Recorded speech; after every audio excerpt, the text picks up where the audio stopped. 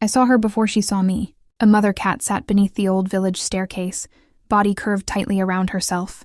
Not sleeping, not resting, waiting. Her eyes followed every movement on the road. Carts passing, voices rising, doors opening and closing. She flinched each time, but she didn't move away, because behind her, hidden deep in the shadows, were her babies.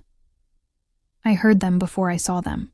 Soft, broken cries, tired, hungry, trying to stay quiet.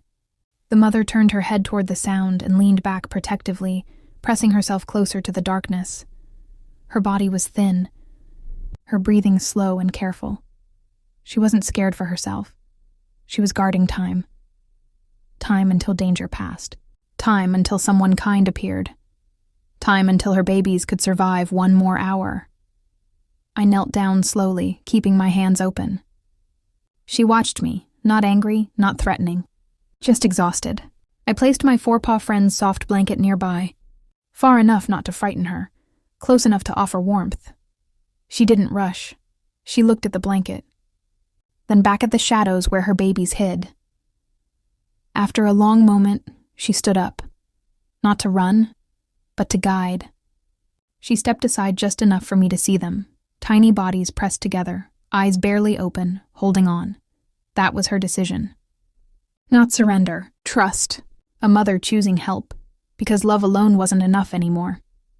That day she wasn't asking to be saved. She was asking for her babies.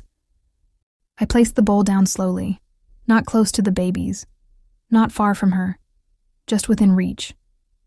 The mother watched every movement, eyes steady, body still curved around her kittens. She didn't rush. She didn't stand up right away. One kitten squeaked softly. She lowered her head and licked him, then looked back at the bowl. Food. She hadn't eaten properly in days, maybe longer. Her ribs showed when she shifted. Her breathing was careful, measured.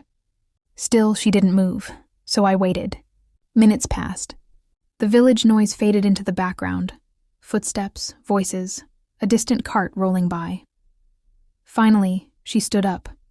Slowly, carefully, she took 2 steps toward the bowl, then stopped. Turned back. Checked her babies. Only when she saw them sleeping, bellies rising and falling, did she return to the food. She ate quickly at first, then slowed. Each bite seemed to give her body back a little strength. I didn't move. I didn't speak. After she finished, she didn't walk away. She went straight back to her babies, curled around them and exhaled, long and deep. That was the sound I'd been waiting for. Not fear, not alertness. Relief. For the first time since I met her, she let her eyes close, just for a moment. Because when a mother finally eats, it means she believes her babies are safe enough for her to live too.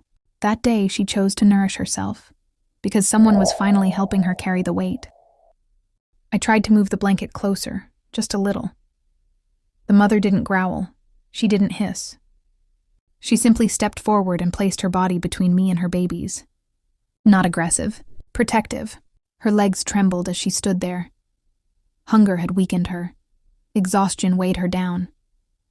But she didn't move away. She leaned back toward the shadows where her babies were hidden, checking on them without taking her eyes off me. I understood then. She wasn't refusing help. She was refusing to leave. So I stopped. I sat down on the ground and waited. Minutes passed. The village sounds continued around us. Footsteps, voices, life going on. But under that staircase, time slowed.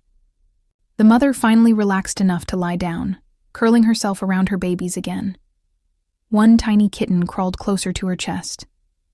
Another pressed against her belly.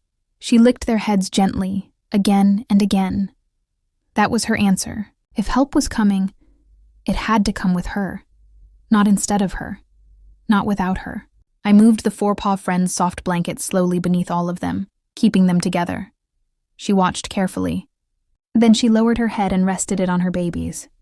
She stayed, because love like hers doesn't step away. It stands guard, even when the body is tired, even when fear is heavy. She didn't need saving. She needed someone who wouldn't separate her from what she loved.